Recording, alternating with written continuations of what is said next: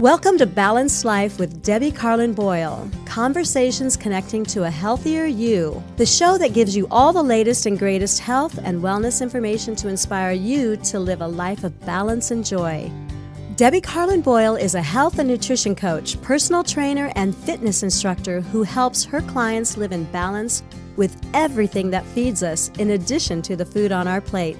Please welcome your host, Debbie Carlin Boyle.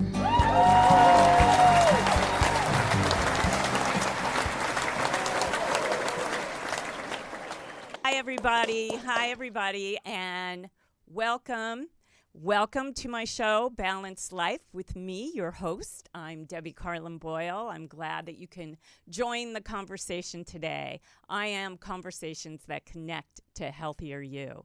And I have a great show for you today, but before we introduce the guests, I want to tell you all about me and how you can become part of the conversation. So first and foremost, if you want to become part of this conversation today, I'm a live call-in show. So the number here is area code 323-524-2599. That's 323-524-2599. So make a comment, ask a question, go ahead and tell us your story. We want you to become part of our conversation today. I also want to tell you that I'm a health and wellness coach, a personal trainer, a fitness instructor, and I help people find balance in their life with everything that's connected to live a healthier, long-lasting life. So one of the ways that you can work with me is by going to my website. If you go to balancedlifebydebbie.com, that's all one word, balancedlifebydebbie.com, and hit subscribe and connect and just get in touch with me, and I will get right in touch with you. All right, I can get right back to you because I do give free 1-hour sessions so we can find out what's going on with you and we can see the things that might be a little low on the totem pole of life and we can bring it up to balance together, okay? So now sit back and relax. I've got a really fun show for you today and one that could make a difference in your life as well. So here goes my introduction. Since I was in college, which was many, many years ago, I've been saying that food is medicine and medicine is food. My guests today know this to be true firsthand, so much so that they even wrote a book about it. Anthony Cascio, the first American to have a standing role in the international hit award-winning show Tap Dogs, and Staci Cascio, I think I'm saying that wrong, a former performer with the beloved show Sesame Street Live, both internationally known and sought-after professional tap dancers whose lives and careers were in jeopardy due to serious changes in their health.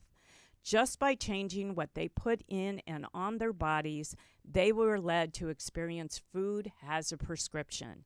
So this shift in mentality and lifestyle drastically improved the quality of their lives. And today, they are going to share their experiences and the knowledge that they've gained over the course of so many years.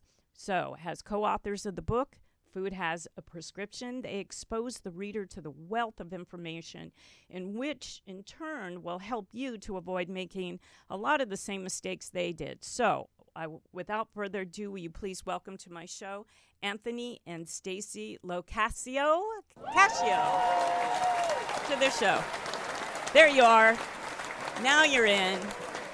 Now we're going to show you all on the screen, all of us on the screen. There we are. There you Wonderful. go. Hi, guys. How are you? We're very well. How are you today? Good. Thanks for joining me. I know you're East Coast, and it's never easy, a little later towards the dinner hour and stuff, but I appreciate this, and I appreciate you being my guest today, too, because you guys have a story to tell. And it's a good one, and I think that some of our audience is going to be able to relate to what you went through that turned your life around to where you're at today and brought you both together to write this book. But let's get started. I'd like to start to hear a little bit about both of your backgrounds, from a professional standpoint, and then we'll get into the health aspect of what brought you to the book and everything. But Anthony, why don't you tell us a little bit about yourself? Where you from? How you got into the whole world of tap and that kind of thing? Sure. I'm originally from Queens, New York. I come from a neighborhood called Howard Beach. I was very lucky to have an excellent dance studio there called Joe Stanford Dance Studio. It was a male teacher, and being a male myself, and there's not a lot of males in dance, he related to me, and I related to him.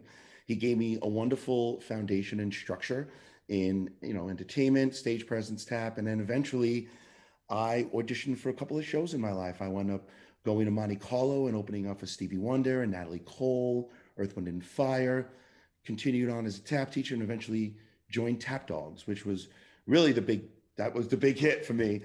Tap Dogs is an internationally awarded show. It's played all over the world. I've played all 50 states and a couple of countries myself with the show.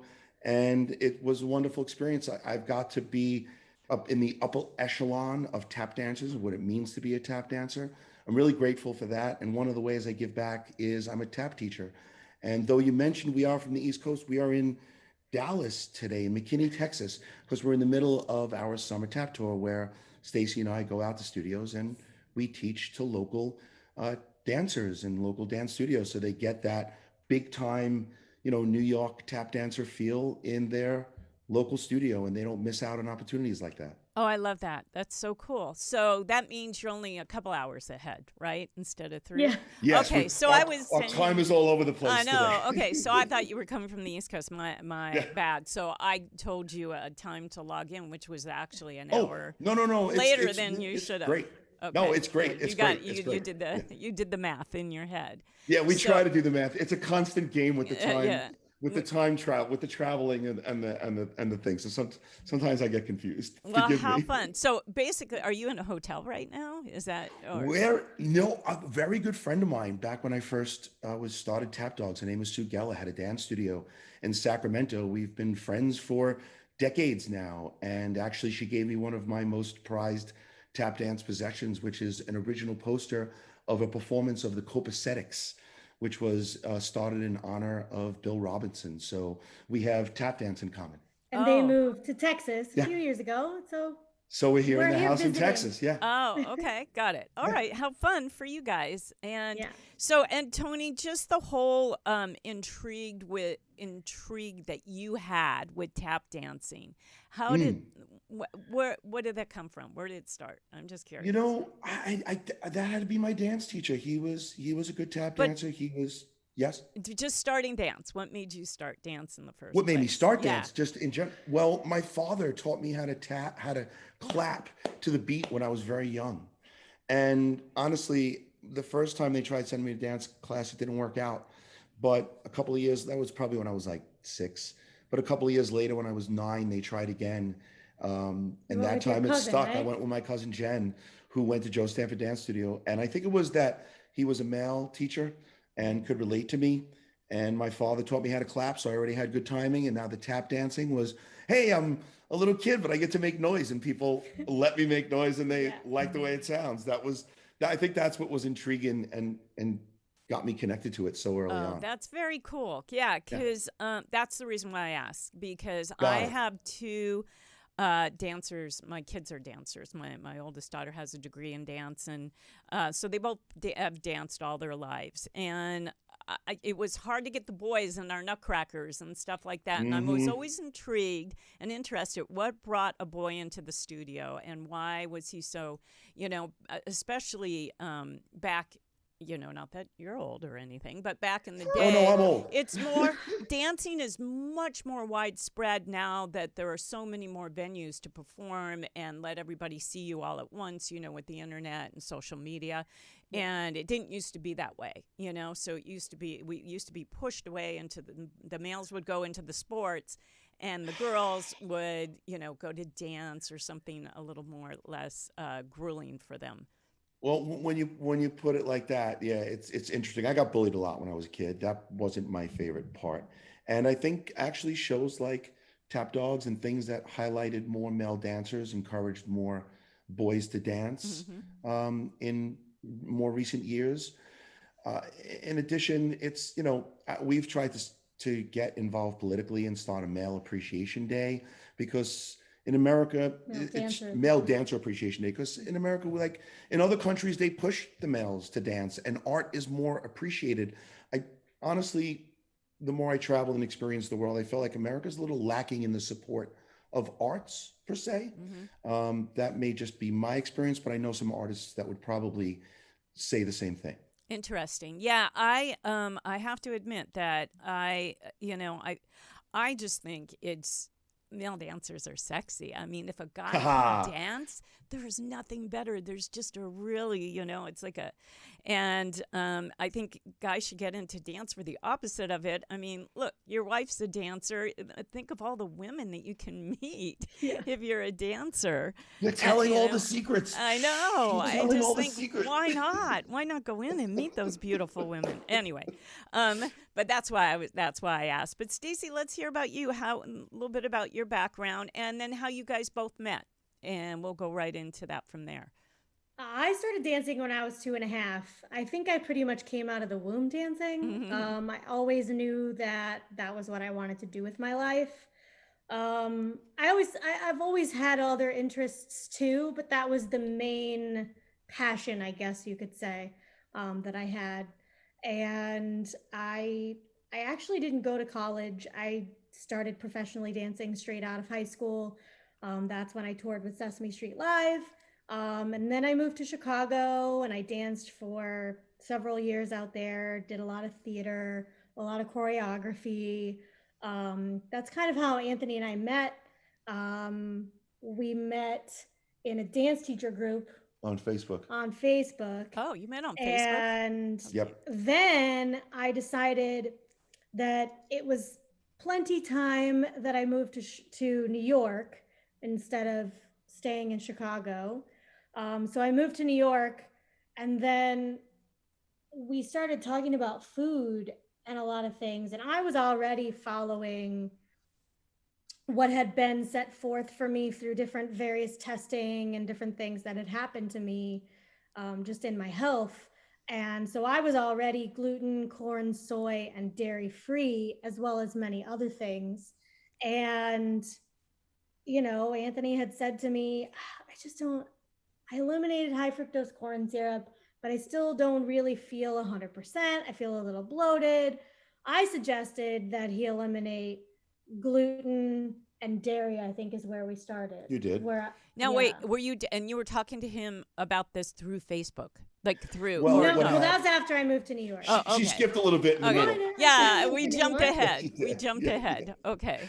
So you guys met, but you moved to New York to be with Anthony, or to? She moved to New York because she wanted to experience New York as an adult, as a dancer. Uh-huh. And I was in New York already. So we took something that was the meeting of people online, Uh-huh. and eventually it became something in more of a physical space. Okay, So gotcha. our relationship started on that Facebook group and then continued through to a physical reality once she moved to New York. Okay, got it. All right, now I've got the sequence of things Yes, and how they yes. got to it, where they are. So once you got there, that's when. So Staci, going back a little bit, let's go into what were your problems that have made you eliminate soy and gluten Well, and dairy? it was and, kind of, I think, a strange journey. Not a typical one that everyone would have. But after I took a trip, I wound up with a bacteria in my throat, and I was prescribed an antibiotic. mm-hmm. And after I took that antibiotic, I started having strange symptoms effects. and sores in like my mouth, but they were like canker sores, but I've had canker sores before and they were a little bit different. So I went to the doctor. They did all kinds of testing. They had no idea what anything was. They told me that I should probably see a rheumatologist. So I made an appointment with a rheumatologist. They, again, also did all kinds of testing. And I was originally diagnosed with lupus and C. onca vasculitis, which is small vessel vasculitis. So like all the small vessels that are like in and behind your eye, like all of your organs have small blood vessels, at the very ends of them that hook into your organs. So all of those areas were being inflamed in my body. So if you can imagine what that's like, my body was basically attacking itself. Yes. And I later came to find out that the antibiotic that I was prescribed is on a list of those known to bring out dormant autoimmune disorders. Lovely. So I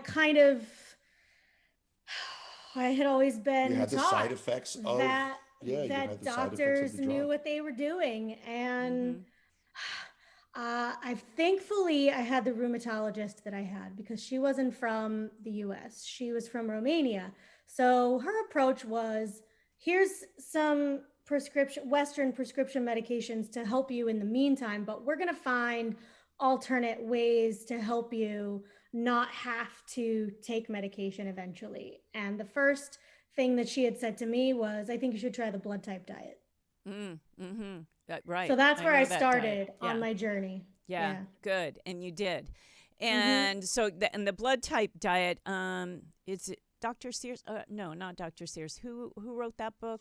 I'm not. It's been so long ago that I was actually following have that. it. I'm not I have sure. the app on my phone because I help clients with it. But that's based on the theory that knowing your blood type has very specific foods that can harm you and foods that can help you. And you should stay away from the ones that harm you. And there's science behind it. And so I like this when someone's telling me that they're having trouble and we start eliminating stuff and they're still having trouble, sensitivities or allergies or bloat or whatever it may be, and there's still inflammation going on. I suggest, let's try this blood type diet, and I recommend the book. And if they stick with it, I would say 98% of the time it works, So you went on that. What blood type are you? I'm just curious. I'm A positive. Oh, okay. I'm AB positive. And you went on that diet, and which, it's listed, there's shopping lists. There are so many foods and combinations that you could eat, but there are things that you have to take out. But right away, did that specific blood type take out gluten and corn and soy and dairy? Yeah, pretty much. I also remember that particular diet telling me that we have our first phone call. Sorry. That's good. But finish your thought and we'll take our No, caller. that's okay. I was just saying that I was still having some issues. So we had to delve a little further. I found out about another kind of test called an Eav screening. And then I got a little bit further into it, more specific to me personally than even just following the blood type diet. Right. Yeah. Because individually, there are no two people that are alike. We all Exactly. are individuals. We talk about that all the time. There's food. You have your own fingerprint. DNA. You have your own DNA. You have your own health system. Yeah. You have that in your book. I read your book over the weekend, by the way. Thank you for the book. But we have a caller. Caller, are you there? Caller, are you there? You're letting them in? Hello? Caller? Yes, I am here. Hi. What's Hi. your name and where are you calling from? Hi, this is Natalie, and I am calling from Akron, Ohio. Oh, hi, Natalie. Welcome to the show. Do you have a comment or a question for our guests or even myself today? Not right now. I'm just here to listen in. Oh, well, thank you for listening. Do you want to, what do you think of the show so far? Can you relate to anything we've talked about? We haven't gotten into the nitty gritty yet, though. Are you there? Oh, okay. All right. So she probably called in instead of maybe went to the link to watch or listen to us. Is that what happened? Okay. Well, good. All right. So, yes, let's get back. I agree. This individual, your food is my poison, my food could be your poison kind of ideology, in life that no two people can tolerate the same thing for many, many, many reasons, like the fingerprint, like you said. So you dug in, Staci, individually what it was that you had sensitivities or / allergies to. Yes, and even which vitamins I was deficient in. And I mean, the woman that I saw to do what's called the EAV screening, she also was able to tell me you should only have X number of carbs per day, calories from carbs, and broke it down even into the macronutrients and stuff like that for me, based on what the computer system, and it odd that it's a computer system, but it worked. And I will tell you that once I really started following that thing, I was able to start tapering down off of prednisone, which is the only thing that was helping me at the time. Right. It was, well, prednisone is a steroid, and it takes care of the inflammation. It's just putting a temporary Band-Aid on something. And that in itself has side effects, long-term Yes, side and I effects. didn't want to take that for the rest of my life. Yeah, I don't blame you. I hear you loud and clear. Yeah. So, and it worked. So you I mean, you have to preface it to say that you got to follow it, right? And you can be told what you should do, and then doing it is another story. But I know you guys have tips for how to make it doable. So you kind of, now you've started to cure yourself. What kind of changes did you see when you started eating the right diet, taking the right supplements in yourself, Staci? Well, first of all, prednisone, one of the side effects is weight gain and puffy face. So not only does the food do that to you, but the prednisone does that to you as well. So once I was able to eliminate both of those things, I was like a totally healthier, more fit person. I mean, I danced all the way through all of that. So I was still dancing and doing theater through my heaviest self. And thankfully, people accepted me that way. But of course, it feels better to be lighter, to be able to do what you want to do without your joints hurting, all of those things. So no more joint pain. I was putting on magnesium onto my joints with like cotton swabs because they hurt so much before. And once I was able to eliminate the inflammation in my body, my joints didn't hurt anymore. And then all the swelling went down. And yeah, I mean, just such a testament to what food can do, being that food as a prescription is tried and true. It works.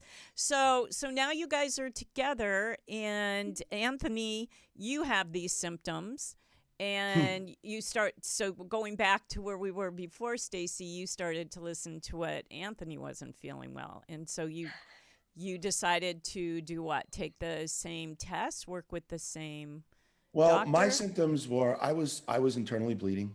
My skin was behaving poorly, and I looked very bloated. So by eliminating the gluten and dairy that originally first, I started to not internally bleed as much, but I would still slip. And I did lose about 30 pounds in about 2.5 months. Just by eliminating gluten? Gluten and dairy. Yeah, funny. Eventually, my chiropractor noticed this change in me, and he's also a nutritionist. Dr. Rob, shout out Dr. Rob. And he wrote the foreword in the book. Yes. And he said, I think it's time for us to talk a little bit more about your nutrition. So I took a nutrition response test. Now, the nutrition response test disclosed to me that I could add dairy back in, though I don't eat a lot of dairy, but I did need to eliminate gluten, corn, and soy. I also needed to eliminate tomatoes, spinach, watermelons, a couple of other random things. I needed to also include a couple of supplements. Now, the nice thing about this whole situation is once I started taking the supplements and addressing my food elimination diet, I continued to take that nutrition response test because it's an easy test to take that you could take multiple times in a couple of weeks, months, and I was able to add some things back in. So at this point, I'm able to stop myself from internally bleeding 90% of the time. My skin is healthy 85-90% of the time, unless I get accidentally cross-contaminated, which is another story. And I was able to input a lot of the foods that I had to take out. And I'm just down to gluten, corn, soy, and tomatoes. Otherwise, I'm pretty much free to eat anything else I want because I've experienced layers of healing now. Yeah. Yeah. The side effects of the food is eliminating the sicknesses I had. And the side effects of prescriptions was these terrible sores or issues or other things you don't want to happen. So, that was my kind of experience was I'm seeing changes. They're all positive. I can only attribute it to food. Let's go a little bit further. And the further I go, the more positive results I get. And that's kind of a hard thing to deny. So while I've never been diagnosed with something specific, I've now found solutions that to issues that were giving me problems for 20 years. Yeah, and you were probably on the road to something that could have been very detrimental to your health, either Yeah, a I was cancer, probably on heart the way to disease. dying. Yeah, exactly. Well, if you're, that's pretty Premature. frightening, bleeding internally. And your colon, did you had your colon checked? It wasn't your colon that you... I did. I had my colon checked. It was a lot of, we don't have an answer, but maybe we want to cut a part of your body out Yeah. and give you a bag. And I was like, if you don't have an answer, listen, I'm not letting you cut into me. No. I'm not interested. Like, until we have some more answers, we're not taking drastic measures. At one point, I found out my grandmother was dealing with colitis. So in the process of not getting an answer, there was some, like, maybe there's some family issues there that have never been fully sussed out and some things that have been passed down. So I wasn't terrified in the middle of it. In the beginning, I was terrified. I didn't know what was happening to me. And unfortunately, I went to a doctor at the time who suggested, well, you're a male dancer and you're young. Maybe you're exploring anal sex or something. I know there's all sorts of listeners here, but that was the reality that I went through. Yeah. Was a doctor was suggesting that maybe my lifestyle was affecting what was happening to me because he didn't have an answer at the time. Oh, that's so And frustrating. It's so Yeah. frustrating, especially being bullied as a child Yeah. over, being gay. And I am open to anyone's lifestyle. I have no judgment of other people. But That if you're wasn't you. not that thing, and that's the solution people are offering you for a terrible thing that you're going through, it makes you feel very alone and like, wow, I guess I'm just never going to get an answer because people don't understand, because they don't have the empathy you need them to have to understand the perspective of what you're going through. And you're confused too, and you're coming to them for answers. And So frustrating. It is so frustrating, Debbie. So frustrating. But the good news is that you grabbed on to the fact that you could take control of your life by investigating a little further. And once I was realized, always, you have to be an advocate for yourself. Absolutely. If somebody's telling you something about yourself that doesn't feel genuine and true, you don't need to fight with them or argue with them. You need to hear what they have to say and then take that with you to wherever you go next. right. I had a similar, well, not that kind of experience, but an experience with a Western medicine type of doctor who just didn't understand and kept telling me it was this other thing. And I'm like, but I've lived with my body my whole life. I know what's happening to me. I can feel it. I'm telling you, there's Big something time. wrong. Lesson And- learned here, folks, that be an advocate for yourself. Yeah. Know your own body. Hear your body constantly whispers to you. There's a constant. And so you can be an advocate. You can do the research and think about, what am I putting in my body first and foremost? There's, like you said, it's a whole lifestyle, but first and foremost, what am I eating? And what am I doing that could be causing me to feel this way or to have these symptoms? And we are our own gatekeepers in that respect. Yeah. We can find the people that can help us, read the books, which you guys have a great book that I think just simplifies it to for anyone to understand how you can self-diagnose and change things through food.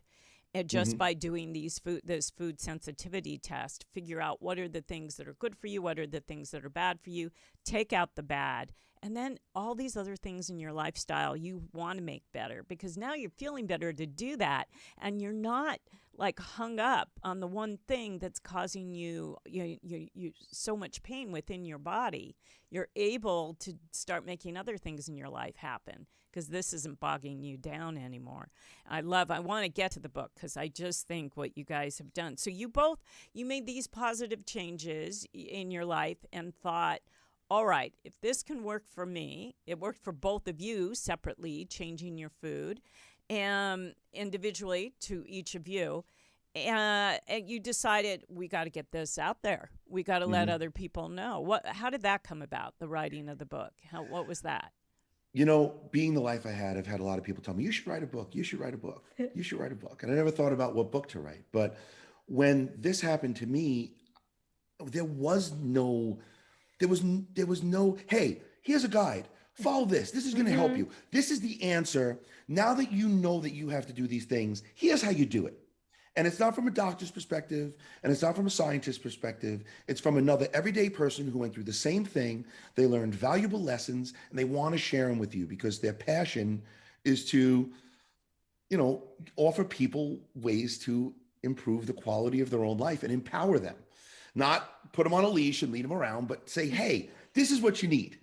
So we were like, you know what? This is the book we want to write. We want to write this book because we're both dance teachers. Yeah. We love helping others. We love empowering others. And we noticed that this is something that's missing.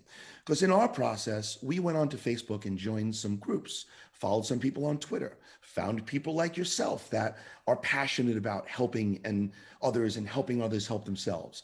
And we noticed a lot of people saying, oh my God, I was just told I have to cut gluten out of my life. I don't know what to do. Or my 6-year-old has to eliminate soy. How do I help them? What do I do? And seeing people with that initial fear or struggle or anxiety causes me to have anxiety because now I know what the answers to those questions are. I know how that feels because I recently went through it. The same way I knew what it was felt to be a kid in a room trying to learn the dance steps from the teacher. Well, this is that same experience. I'm teaching kids how to learn the things they want to learn how to do in dance class. Well, I'm sharing with other humans the knowledge they need so they don't have to struggle. Their anxiety doesn't need to be equal or greater to mine or ours. And we put all that together and then put it into words and put it into a book that was easy to absorb. We didn't want it to be overwhelming. We wanted, if you found out that morning you had to drastically change your diet, something so fundamental to everyday life, we wanted you to be able to pick up our handbook. That's why we say handbook. Pick up our handbook, read it at lunch with a bottle of wine, if you wish, or a cup of coffee. And by the time you went to bed that night, your head, your heart, and your soul was at ease. Right. It wasn't in struggle or you can see, well, number one, both of your stories are in there. And hearing your stories, there, there's hope. And number two, it's simplified in a way that you can see that there is a road for you, that you can do. You can take, it might be different things that you have to eliminate. Food, there's a difference between food allergies. I think people get confused sometimes. And I talk to my clients and my groups about this a lot. There's a difference between food allergies and food sensitivity. So food allergies are usually an immediate allergic reaction of some kind, something that just right away oh, I'm allergic to this food. If I stop it, I probably won't have this reaction. Whereas food sensitivity is something that builds up. It doesn't mean that every single time you have gluten, you're going to feel bloated or gross or have a stomach ache. That's not it. It's accumulative. It causes inflammation, which it causes leaky gut, which in turn causes disease. And so inflammation is one of those things, builds up over a period of time of doing something bad, putting something bad in your body that your body can't tolerate like that. And, and a lot of these foods that we're eating, part of the problem, number one big problem, is they're processed. And we're not eating real food. And I just did, my last show was all about, how to, one of the number one thing that you could get rid of anxiety if you just take processed food out of your diet. There's your start. So much. So true. But so true. It is, it causes so many physical and emotional, mental issues. So you have a whole section in the beginning of your book, which I really like. And we're going to come back because I want to talk about your book. I'm going to take my first break. I do have a couple of sponsors, and we're going to be right back right after this message. I have been a wine enthusiast for many decades, but for a while I had to stop drinking wine because of the sleepless nights and the headaches that I would have in the morning, even after only one glass. Does this sound familiar? So for the past 5 years, and since the start of my show, I've been looking for a healthy wine. And finally, I found the answer I've been looking for: dry farm wines. Dry farm wines are lab tested for purity, just 12.5% alcohol or less, 0.15 grams of sugar or less per glass, very low sulfites, and free of toxic additives. Dry farm wines are dry farmed with healthy, biodiverse soil, and the taste, bright and vibrant due to no manipulation. I can't say enough about the amazing wines that I've tried. And now you too can drink wine and not worry about how it is negatively affecting your health. Just go to dryfarmwines.com/balanced life by Debbie so you too can taste the love put into everything. All right, we're back.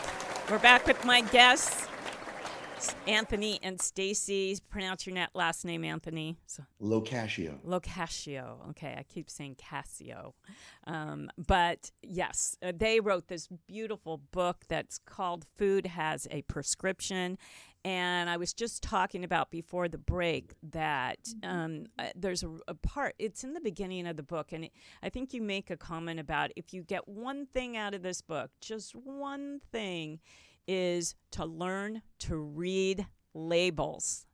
To read labels of your food. Read everything. If you're buying processed food, which is basically food in a package, turn it over and read the labels. And what do you say? You say that if you can't pronounce it, you probably don't know what it is. If you can pronounce it, you should look it up and see what's a derivative of, correct? Yes, absolutely. Absolutely. We write it a couple of times. Read everything. It's when you realize you have to eliminate things from your diet, you suddenly realize maybe what you're putting in yourself. And just the act of turning things over. Turn a banana over, read it. What's in it? A banana. You turn over a box of cookies and there could be a long list of things in it, including things at the end you don't know. And they say if you can't pronounce it, you should eat it. Well, I don't necessarily say that. If you can't pronounce it, you should look it up. And like you said, know what the derivative is of, what is derived from, because that's where some of the things are hidden. And once you start recognizing some of the hidden things as well, if you become more familiar and the whole process gets easier. But a lot of times we see and then you're not getting sick. Yeah. A lot of times we have to eliminate that thing, but we don't start like with the little parts of the thing. And one of the little parts is just read what's in the stuff, and it'll start to change your relationship with the stuff, which will make your experience a lot easier. Absolutely. Couldn't have said it better. I mean, that's the number one thing. I take clients on supermarket tours, and we tour the supermarket. In the beginning, when I have a health story similar to yours, and in the beginning when I got healthy, I realized just by shopping the perimeter of the store, I was going to have the most whole foods, the foods that didn't have a list of ingredients on it. You were just buying the food as is, especially the fruits and vegetables.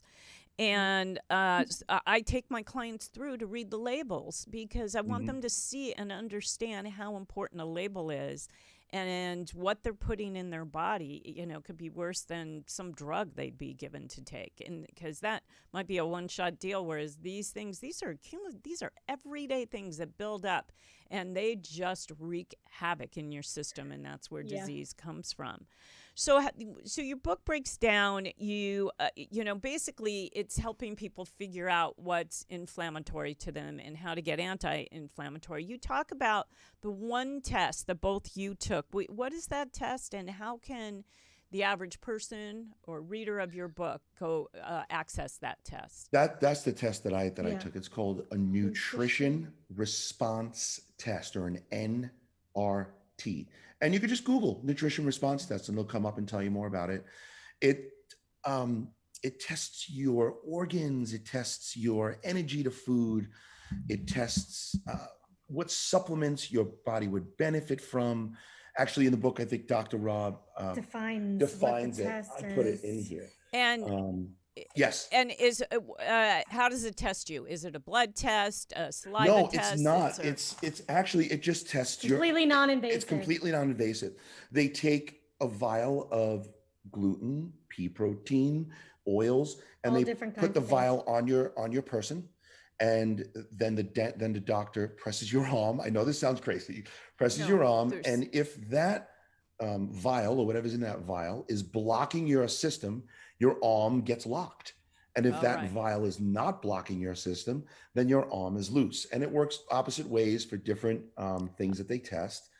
But lot there's of- no, a it's lot of instant results. Yes, go ahead, a Debbie. lot of naturopath doctors do that Yes. testing on people Yes, for and sensitivity. it was actually Yeah. my chiropractor who's also a nutritionist. Mhm. So I tell people, if you find a nutritionist or a chiropractor / nutritionist, that's a great place to start when looking for someone who can administer that test. Right. Are you And familiar with that test? I am. I've had it. Yes. Oh, you've had I it. am. Yes. It's yes. interesting. It's very interesting, Yes. and it changed my whole perspective on how to take care of myself. And I'm really grateful for experiencing that particular test. Yeah, I think, some people, it gets a little too holistic for them or, Yeah. but really, and then there's, which is a whole other thing. Then there's the addressing someone who may not want to give up gluten. But you guys have recipes in your book that don't make you feel like you are giving up gluten. And I work with Right. my clients to show them, look how tasty and beautiful this is. You're not giving up pasta. You're going gluten free. And not all gluten free is good for you either. And I see that in vegan diets and vegetarian diets that, people aren't being that healthy. Because again, there are a list of ingredients that go along with some gluten free products that could be more harmful to you than good, Yes. than do good. I want to talk about also what a whole lifestyle along. You talk about lifestyle in the book, and once you start to get on this health path with food, there's also other things in your lifestyle that have to change. And I want to talk about living sort of soy-free, gluten-free, going out, traveling like you guys do, make it more difficult, and some of the tools and tips that you can give our listeners about how it's all doable once they find out what their food sensitivities are. Starting on that, as far as the lifestyle versus diet thing, it was shocking to me to find out how many candles are made of soy. Yeah. Mm-hmm. So many soy candles. So if you're not supposed to be around soy, watch out for the candles. Another hidden one that was interesting to me was cough syrup. Cough syrup has high fructose corn syrup in it. Why that's in something that should be a medication is beyond me. But then that goes into your medicines, or not your medicines, your supplements or your vitamins. Sometimes the little shell can be made of soy, right? Mm-hmm. So that's where it's important to know where those things are hidden and why it's diet and lifestyle, not just diet. Staci we use certain toothpaste. Shampoo. We use certain shampoo, Soaps. certain soap. So it's not only what Lotion. goes in you, what goes on On you you. or what is around you. Yeah. If you use essential oils, be careful what they're made of, things like that. As far as going further, I think you said about foods being delicious. That's a rule for me. Yeah. I am Italian. I If it's not know. delicious, it's not happening. It's so funny because you've taken gluten and tomatoes out, and you're Yeah. Italian. That's sort of an oxymoron, right? It doesn't go. Yeah, you know what? If there's a football player, I forget who it is because I don't sport a lot, but you know who it is? Tom Brady, maybe Tom Brady. So he hasn't had a tomato in like 16 years because tomatoes are acidic. They could contribute to inflammation. They contain lectins. Lectins are a protein that gets attacked. That. Yeah, so Yeah. You know the deal. You're Debbie. You know the deal. Yeah, I know. I do. But the part of the reason why I do this show is to get this information out to my listeners. Out to other people. So, because I know what worked for me, and then you guys wrote the book because you know what worked for you. And so then I can Sure. have you expand what I know, out to people. And your enthusiasm alone for how it helped you live the life that you're living now compared to, like, how long has it been that you've been able to be healthy like this, and how long have you both felt Not well? as long as you would think. I was almost a little over 20 years without an answer. So how long do I know you? 6 years now? So maybe 4 years, I think. the health, the part where I've gotten healthy has only been the last 4 years. Wow. Okay. Yeah. And you're just night and day in the way you feel and the way you operate, right? And you're day in and day out. Yeah. Absolutely. See? Huge difference. Huge You're difference. I'm physically able now. I was becoming physically unable. And I've started to recognize if I see a person, I could tell the difference between someone who um, has these issues going on or not because they don't look, for lack of a better word, fat or obese or anything to me, but they look swollen. And I could tell a person who looks swollen now because I looked swollen. Right. And it was scary and terrible not to have answers to what was happening to me. But to answer your question, the health journey I've been on, the latter part has only been 4 years, and the changes in the 4 years have been insane. And you're an example of it's never too late. If you No, know, it's never too it's late. never too late to get on that bandwagon of health and wellness and to figure out what you're putting in your body and what's aggravating you and what you can do to make those changes. I have to take one more commercial break, and we're going to come right back. We're only going to have a few minutes, but I want to talk about everything else you're doing, how people can access and get your book, and the different websites and programs that you have going so people can get a hold of you. We'll be right back after this last message. Today's podcast is presented by PodGo. PodGo is the easiest way for you to monetize your podcast, providing podcasters with a flat rate for space so you always know how much you get when you include an ad from PodGo.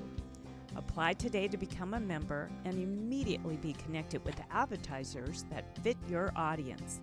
That's podgo.co at podgo.co.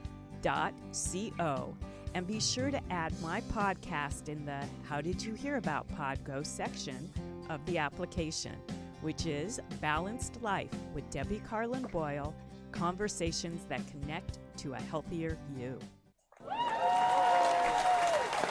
All right, we are back, and we're kind of winding down, but I want to get into this wonderful book. Can we put that back up on the screen, Sean? It is Food Has a Prescription. This is a beautiful book that Anthony and Staci have written that is a handbook, a guide, if you will, and how easy it is if you are having symptoms of bloating or you're feeling lethargic and your joints are hurting. Food can change that once you realize what the food is that's aggravating you. And this book is going to help you do that. It's amazing. So tell us just a little bit really quick before we have to go. I just want to hear about what are some advice you can give people for dealing with other family members if they have to give up things like gluten and soy or corn that's on everybody's dinner table. Or you're traveling? What do you think is, just some good advice? I will say we have plenty of tips and tricks in the book, including how to travel, how to go out and ask the right questions when you go out to eat, getting yourself a food bag, a food card. And when it comes to dealing with family members, it all depends on the atmosphere you're going into. We're very lucky. When we're with my family, they separate things. They are aware of cross-contamination. Some people we've read stories of people feeding other family members gluten as a joke because they don't believe them or they think it's a fad or a trend. So you need to really be aware of your circumstances all the time. Some situations are going to be negative and some are going to be positive. You have to be, like we said earlier, your own advocate for yourself, and you have to watch out for yourself. Having that food card and that food bag will help you tremendously. It'll always give you a way to protect yourself and have an alternative.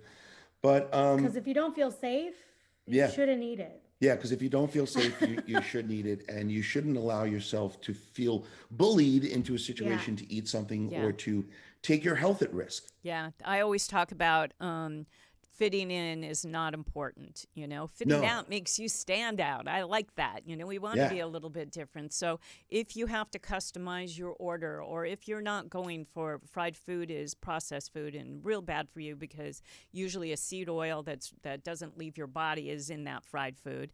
And so you're not going for the chicken wings and the French fries that everybody else is going for at happy hour. So what? You're going to stand out, you're going to feel better, and it's your life. And you're, in the long run, don't want to have the repercussions of that. So, people always so worried that people are going to look at me because I'm not, doing what they're doing. not to worry. Fitting out is okay. It's okay, you know. So in the time we have left, I'd like to hear about how people can reach you and how they can get the book. Can they Sure. get Well, this you could come to our value? website. It's foodasaprescription.com.